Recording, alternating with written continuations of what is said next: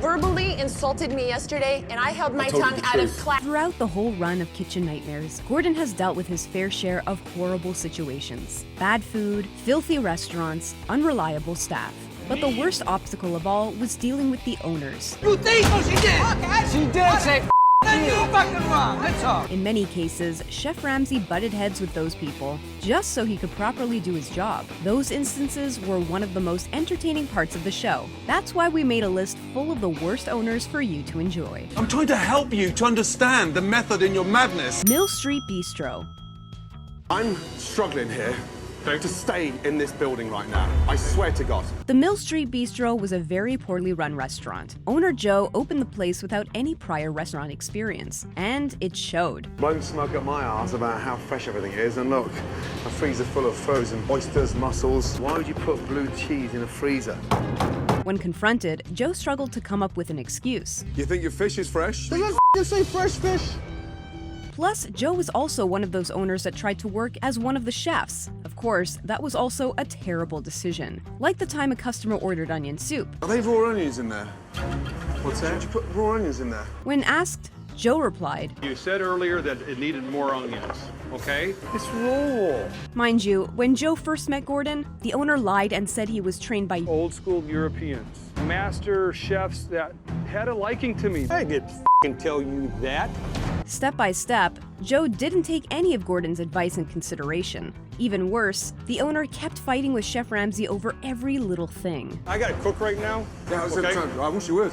I'm standing here watching a dead man walking. Loving this video so far? Show us some love and hit that subscribe button and notification bell.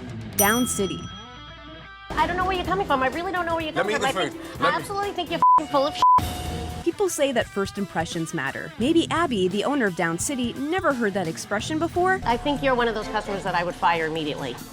Yeah, You fire customers? I have. Gordon had one thing to say to Abby. Cut the bullshit. Okay. If you're gonna sit there and start bullshitting I'm me, not sitting, I'm I'm standing. gonna go for your balls. By looking at the servers, you get a sense of how much of a mess Down City was. It was like a funeral in my mouth. A funeral? Yeah. Well, it kind of does look like something died. When Chef Ramsay gathered all the staff, he discovered how much things were in disarray. The kitchen didn't even have a head chef. You have no cooking background, but you'd put the menu together. Abby's response? Fix it. You fix it. That's why you're Oh, here. come on, Abby. The trip to the fridge was a disaster as well. Look at that, lamb bones. Chicken carcasses. Raw chicken, cooked pork there. Look at cheese or something, but what is that there? Instead of owning to her mistakes, guess what Abby did? This wasn't like this. Hold on It a wasn't minute. like this. I don't run a kitchen like this. Hold on a minute. The situation dissolved into a horrible shouting match. Why don't you get the Perfect. f*** out of my restaurant? Want me to go? I would love you to go. I will Get go. the f*** out of my I will restaurant, go. please. Vitalia. First of all, I'm here to help, and I can't help unless I know what's wrong. Restaurants sometimes are a family-run business. That means that multiple members of different generations can have a say. There are times that this can work great.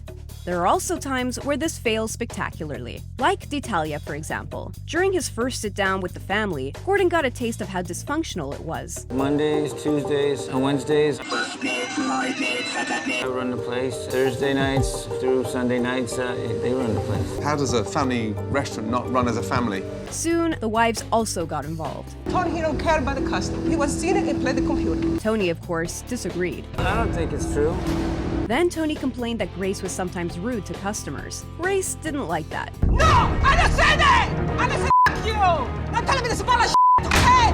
Say that truth! Gordon looked like he didn't want any part of this Italian family drama that was unfolding in front of him. I'm being You want honest. this guy to help you or not? I'm trying to get him to Well, help. then say the way it is! I am. No, you're not! You're lying! The whole thing turned into a he said, she said. Because of him! Because of him! With a family so dysfunctional, it seemed like there was little to no hope for D'Italia. See, this is why we don't get along. Spanish Pavilion. Where's Michael? He's just sitting at the bar.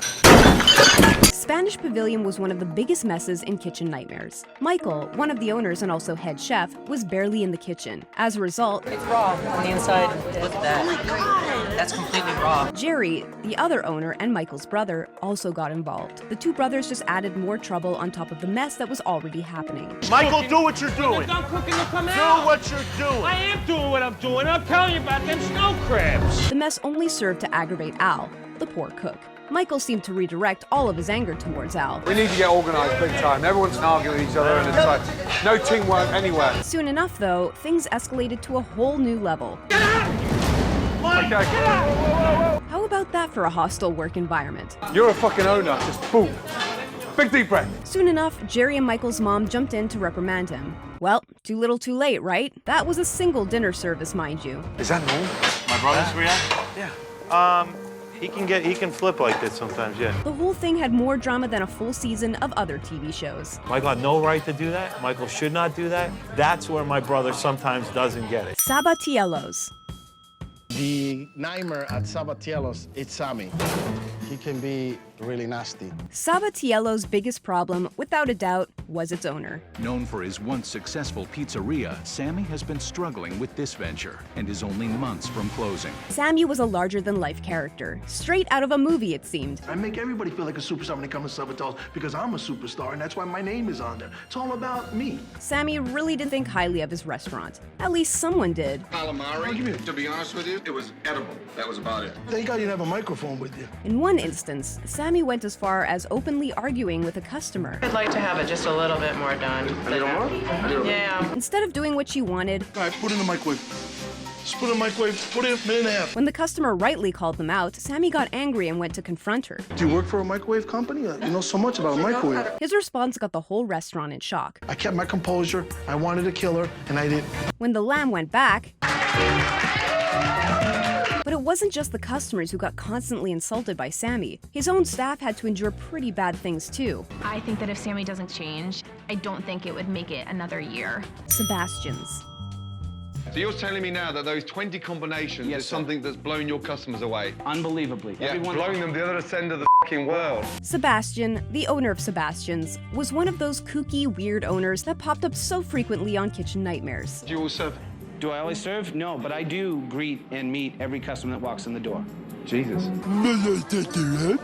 Sebastian also devised a weird menu for the restaurant, which he liked to call a concept, but it was more like a mess. What we have is 20 different combinations of marinades, toppings, and seasonings. The staff even had a good laugh about that. They're explaining the menu, and Chef Gordon looks like his head's gonna explode. All in all, Sebastian was just a delusional owner who also was in deep denial. My pizzas soon will be in supermarkets. What? It's not delivery. It's Sebastian's. That's how much he was out of the loop. Gordon was the only person trying to bring Sebastian back to reality. You haven't got fucking one right so far. How the can you think about two? To make things even worse, Sebastian walked away from that beating thinking he came out on top. I just won that one. I won that one. How far gone was he? Not so far to be scared when Chef Ramsay came back to continue his beating. You've got the audacity to stand there talking to me about a franchise when we can't even get a pizza right. The Burger Kitchen. Pissing me It's not your choice. The Burger Kitchen was a great example of the owner not realizing there was a problem. Like when Gordon sat down for the first time with Al and his wife. Straight away, the couple started blaming everyone but themselves for the failing restaurant. 10 menus, 10 chefs, 20 servers. The one responsible? Yelp has killed us. Plus, Al didn't seem very trustworthy. After all, he openly admitted he used his son's own money to invest in the restaurant. I think over $250,000 as well because he inherited. I told him after the fact. What? I kind of forced him into it by taking his money. The food was a whole different mess. The chef was overworked and angry all the time. I'm about done with this childish here, man. Gordon kept sending dishes back. There was a burger that Chef Ramsay couldn't even fit inside his mouth. Actual dinner service was even more hectic. Give me my check right now and post it for tomorrow. I'm not playing. The owners didn't have the money, so they asked their son again. Write the check for $1,000. And you're gonna put the money in tomorrow for us? Wendy, the son's girlfriend, also got involved. She actually yanked the check right out of Al's hand. The family drama just kept growing and growing. My son has a great deal of resentment towards me, and I don't know why. Oceana. I'm the older, I'm the wiser brother. I'm the boss here, and I'm the one who runs the ship. The Oceana was in a full state of disarray. Run by two brothers, Mo and Raimi, it was more of a battleground than a restaurant. They'll yell at you, fire you, and you're out the door in 30 seconds. Right off the bat, Chef Ramsay was confused. You seem to have come through to another building. This was an addition that we added to Oceana in the later years. Meanwhile, Mo took Chef Dame inside at every step of the way. Matter of fact, every food came back to the kitchen. What was Mo's reaction? What the hell's going on there? Basically, the kitchen was run in the most baffling way possible. When was the duck cooked? Well, I can't give you an answer. Oh, come on. I mean, what the Don't know. The discussion kept escalating. Gordon eventually left, baffled. I'm not here to help liars, let me tell you that. But it wasn't just the food. 3 dead mice. Gordon had no other option. Shut it down. Quickly. After that, another bad trait of the owners came up. When the waitstaff was resting after service, Mo came cracking down hard. We just shut down the restaurant tonight! Nobody needs to get that clean this mess! Now you go get it again and get it right this time! Amy's Baking Company. You can't change Sammy and Amy. They're lost cause. Amy's Baking Company was probably the most famous, or infamous we should say, restaurant to ever be on Kitchen Nightmares. Sammy, the owner, was just the strangest guy, and Amy was pretty weird as well. I hope he eats it, and I just made it really spicy for him. Herbert, fix him. Sammy also constantly confronted paying customers like it was no big deal. If anyone tell me that my wife's food is no good, I just tell him to leave the restaurant. I don't want them and don't come back. Just let Amy herself tell you her policy. The customer is not always right. Amy and Sammy would also constantly fight and argue with each other in front of all of the customers. Miranda may be the only server on staff, but she is not allowed to input orders, pour wine, or handle money. That was the level of control and craziness that Amy's Baking Company was operating under. Sammy actually wanted to charge someone for walking out. You paying dog! Amy had a literal breakdown during dinner service. You all think that you can come in here and say these things. Are you kidding me? This is ridiculous. After Gordon arrived, things didn't get any better. I don't make tips. Where do the tips go?